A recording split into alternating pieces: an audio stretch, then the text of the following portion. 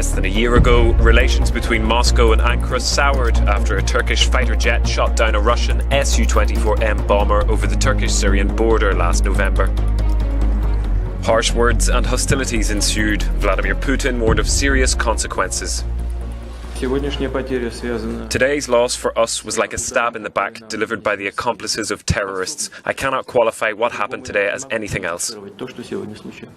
But reconciliation came about on the 27th of June in the form of a written expression of regret from President Erdogan. Moscow then lifted its sanctions on tourism, which by June 2016 had seen arrivals of Russian visitors to Turkey slump by 93% against June 2015. In the aftermath of July's failed coup, the West saw measures taken against suspected participants as overly severe, while Erdogan bemoaned the lack of backing offered from the EU. Putin, however, was the first to offer his support to the Turkish leader. On the 9th of August, Erdogan made a state visit to St. Petersburg to seal the rapprochement, while Europe looked on worried that the migrant agreement with Turkey was in jeopardy. Putin was one of the first leaders to call Erdogan, and he declared unconditional support for the Turkish government, the democratically elected government of Turkey, against the coup. After Erdogan thanked Putin for his support, which he said meant a lot psychologically, the two committed to strengthening their economic cooperation to the tune of €90 billion a year. Russia has already commenced work on Turkey's first nuclear power station in Akkuyu in the south. Turkey is not rich in hydrocarbons, and President Erdogan has said he hopes the plant, which is costing an estimated €18 billion, will eventually provide 10% of Turkey's energy. The two countries are also aiming to reaffirm their commitment to completing the Russian-Turkish gas pipeline TurkStream that could deliver 31.5 million cubic metres of Russian gas per year to Europe via the Black Sea. Russian President Vladimir Putin has arrived in Turkey to attend the 23rd World Energy Congress in Istanbul at the invitation of the Turkish President Recep Tayyip Erdogan. The two leaders will discuss bilateral relations, including energy cooperation, with a special emphasis on the Turkish Stream natural gas pipeline project.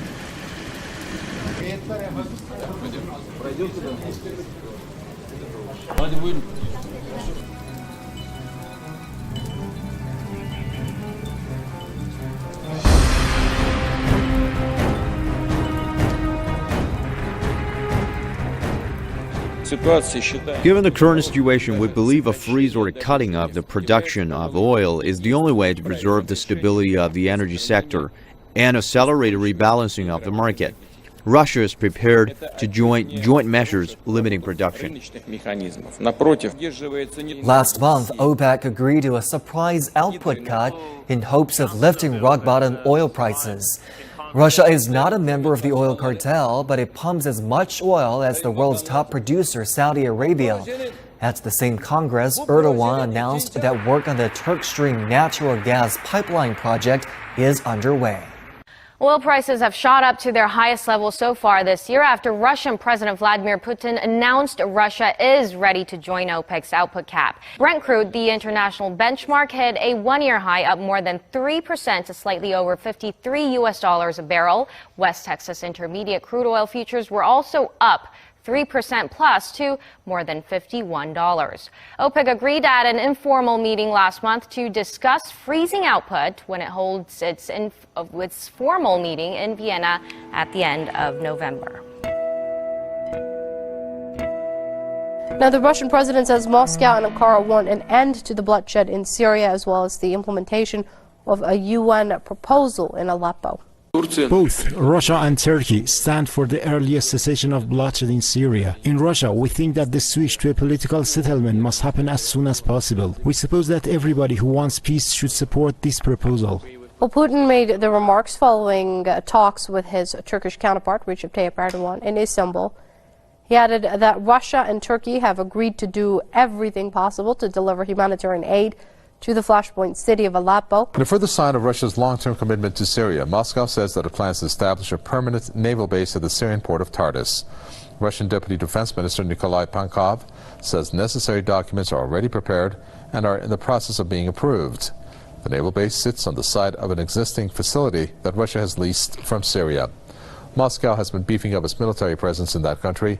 It deployed the advanced S-300 surface-to-air missiles in Tartus last week. This as the U.S. has stepped up anti-Syria rhetoric. Russia inherited the naval facility at Tartus when the Soviet Union collapsed in 1991. The base is of immense strategic importance, as is Russia's sole foothold in the Mediterranean Sea. Vladimir Putin moving nuclear-capable missiles to the border with Poland and Lithuania. Military maneuver that may violate international treaties, but Putin sees it as a show of strength on NATO's doorstep, as Washington and Moscow head toward the brink of a new Cold War. A U.S. Navy destroyer drew missile fire, take a look at that there, while patrolling the Red Sea just off the coast of Yemen yesterday. Although the missiles did not hit the warship, a U.S. defense official says they were definitely targeted. Iranian-backed rebels claim responsibility for the attack, marking yet another close call involving an American ship in that region. Well, I think this is what happens when you embolden the largest sponsor of state terrorism in the world. The Houthi rebels in Yemen, this is no surprise to anyone who's lived and followed the region, are financed, trained, and equipped by the Iranians. So the U.S. government has not come out and said that Iran is behind the attack, but what they're saying is that it looks like the attack happened from entities that, again, are financed, trained, and equipped by the Iranians. So we basically empowered Iran. We did this deal with them, and this is the way they thank us? Well, and the real question for me is, Trish, where is the red line? So the administration has shown that they're willing to excuse any behavior by Iran in order to keep this deal in place. But how much is too much so they can their proxies can shoot at our ships? And what if they'd actually... Palm Springs, California is grieving tonight for 2 police officers ambushed on Saturday as they answered a routine call. Growing memorial in Palm Springs is dominated by large photos of the 2 murdered police officers. Leslie Zarebny, 27, mother of a 4-month-old daughter, and Jose Gilbert Vega, 63, who was due to retire in December. Chief Brian Reyes leads a department and a city in mourning. If there's ever a time to pray for Palm Springs PD, it's now. The 2 officers were on a call to a domestic disturbance when they were gunned down through a closed door. The sound of dozens of gunshots was captured by a security camera. After a 12-hour battle with police, an alleged gang member, John Felix, 26, was forced out. There was no apparent motive for the shooting. It's becoming more common. There's an awful lot of hate right now. Hate for officers, government in general, just for simply wearing a uniform. A new tool launched by social media giant Facebook has reportedly turned the network into something of a black market. A feature called Marketplace was designed to let users buy and sell goods, but instead it got flooded with illegal listings. Buying an AK-47, drugs, or worse, and all on Facebook. It may sound strange, but you could do all of that and more just using this iPad. Monday morning, Facebook Marketplace was launched. The social media giant wanted to counter Craigslist and Backpage by setting up a new sales app. They got more than they bargained for.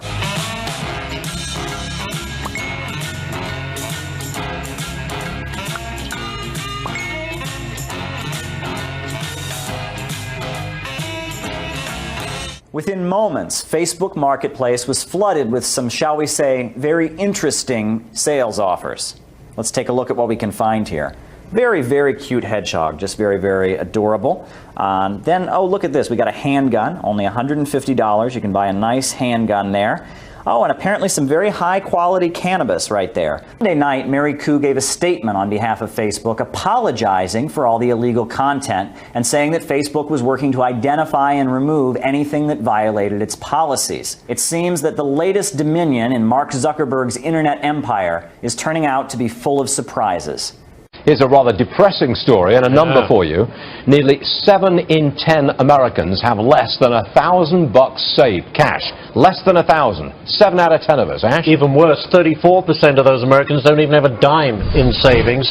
35% less than 1,000. And what's interesting about this survey is that not every income group was worse off than the other. And in other words, those that took in $100,000 to $149,000 a year, 44% of them had less than 1,000 in savings. Hold on. If you make between $100,000 and $150,000 a year, 44% of that group hadn't got $1,000. Nope. And then 150,000 plus, 29% had less than 1,000. Todd Horwitz, I heard you rumbling away in the background there. What do you make of this?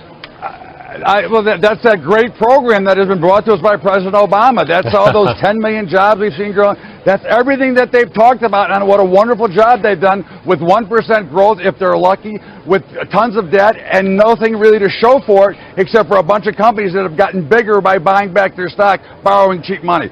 So it's a great growth pattern that we've been into now. Yeah, that was sarcasm, if I'm not mistaken. The San Andreas Fault in California is long overdue for a major earthquake, like more than 100 years overdue. But scientists just made a discovery that might tell us why the fault has been so quiet.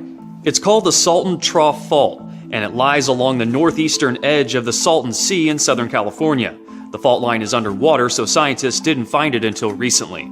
Scientists believe the Salton Trough could be absorbing strain from San Andreas. That might explain why a major earthquake hasn't occurred along the San Andreas in more than 300 years. And Southern California has been waiting for the big one.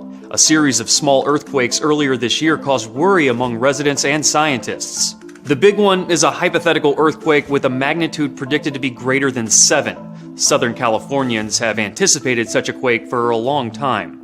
A series of 3 earthquakes rattled the Oregon coast Sunday, and while the state has not experienced a major earthquake recently, experts warn a massive quake is on the horizon. Lee, when you think earthquakes, you may think California, but experts are warning a magnitude 9 earthquake is overdue in Oregon. And I was told many of us don't take the threat as seriously as we should. Oregon, we're not used to being considered earthquake country, but we are, and we're learning that that's the case. While earthquakes might not be a top concern for many Oregonians, experts warn the threat is very real. The Cascadia subduction zone is the earthquake's been getting a lot of media lately, and it's a 9.0 just like they've had in Japan about 5 years ago. It'll be major shaking across the western portion of the state, a tsunami. They say it's not a matter of if, but when. Scientists believe there's a nearly 40% chance of a magnitude 8 or 9 hitting in the next 50 years. It's most definitely a catastrophic event, and there's just a significant amount of bridges that aren't structurally capable of surviving an earthquake of the magnitude that they're anticipating. Scientists say that while the coast will feel the brunt of the physical effects, the aftermath will greatly affect Central Oregon. Experts say the threat has been getting more media attention lately, but the level of awareness still is not where it needs to be. I don't think that Oregonians in general understand exactly how bad it's going to be. Yet another aftershock hit Korea's southeastern city of Gyeongju on Monday night. The magnitude 3.3 tremor hit some 10 kilometers southwest of the city shortly before 11 p.m. No damage or casualties have been reported. The meteorological agency says it was the 470th aftershock recorded since the city was rocked by a magnitude 5.8 earthquake in mid-September. That was the most powerful quake even recorded in Korea. Hurricane Sandy caused record-high water levels when it came ashore in the northeastern United States. But researchers working with new climate projections say we might see flooding this bad more often. Scientists combined historical data and models for future sea levels and storms. Together, the numbers suggest the New York coast could experience Sandy-level flooding as much as 17 times more frequently in the next century. The severity of the flooding largely depends on 2 factors: the level of the sea when a storm hits and the storm surge that pushes water up and inland. NASA measures sea levels based on changes from 1993 when it started keeping track. When Sandy hit New York, sea levels had risen 2.72 inches since '93. That trend is expected to continue as more sea ice melts. Going on this data alone, the new model suggests floods like Sandy's could become more than 4 times more frequent. By the end of the century, they might occur every 100 years or so instead of 2 or 3 times a millennium. It's harder to be certain of the effects of a storm surge. Wind speeds, the size of the storm, and the tides can all change how much water gets pushed around. But factoring in the surge makes things a lot more dire. The models show in the worst-case scenario, where New York is taking direct hits from storms, heavy floods could be as much as 17 times more frequent. And the stronger storms are more likely. The storm is gone, but the disaster is growing. Tonight, President Obama declared a major disaster in North Carolina, where hundreds are trapped by floodwaters from Hurricane Matthew. The storm killed at least 25 people in the southeast, nearly half in North Carolina. More than 1 million homes and businesses in the south are without power, and some rivers are rising to record levels. Floodwaters topped a levee in Lumberton, North Carolina, and Mark Strassman is there. All day on Martin Luther King Drive, we got you, sir. Stand them up, bro. Rescue teams from at least 5 states pulled out Lumberton's stranded residents. Yeah. The mayor told us 1,000 people needed rescuing, many of them elderly or physically unable to leave on their own. Choppers pulled some of them off rooftops, others came out 2 to a boat or by the truckload. Jamie and Alex Hayes were rescued with their son. So you're glad to see these guys? Yes, okay. very godsend. Godsend? I believe I've been in town all my life. That's 52 years. I've never seen it like this. Never. It's a lake now. Matthew dumped 15 inches of rain here over the weekend. The nearby Lumber River swelled to 24 feet, almost 3 times its average, swamping the city of 20,000 people. We woke up, I was that deep in water. Had to get on top of the apartments and sleep on it. You slept on the roof? Slept on the roof. Tressica Oxendine and daughter Tressie only had time to stuff 3 trash bags. My water's that deep in the house, I'm lost everything. Everything? Everything but what I just brought on me. Some clothes and a blanket and a pillow. More than 100 motorists lined up for gas in Lumberton. Flood relief is now Governor Pat McCrory's challenge. This is going to be a prolonged hurricane for us, even though the skies are blue. Lumberton is in for a long week. The river isn't expected to crest until Friday. Mark, where are all these people going? Scott, many of them have no place to go. This side of the city is lower income and congested. Finding shelters for people gets harder when buildings have no power and no water. About 800 folks are in shelters now, but the mayor told me today, Scott, he's looking to open more shelters. Despite widespread devastation in Haiti, hundreds of believers headed straight to church Sunday to give thanks. Even after losing loved ones and homes, Haitian survivors picked their way through the rubble of their broken country to sing praise and pray in damaged churches. Some gathered under open skies after Matthew ripped away roofs and even walls of their sanctuaries. Meanwhile, over in the Bahamas, churches were also hit hard by Matthew. It's a disaster as far as the building is concerned. Everything is out. It's finished. So we are trusting the Lord to make a way, and I know He will make a way. For all things work together for good.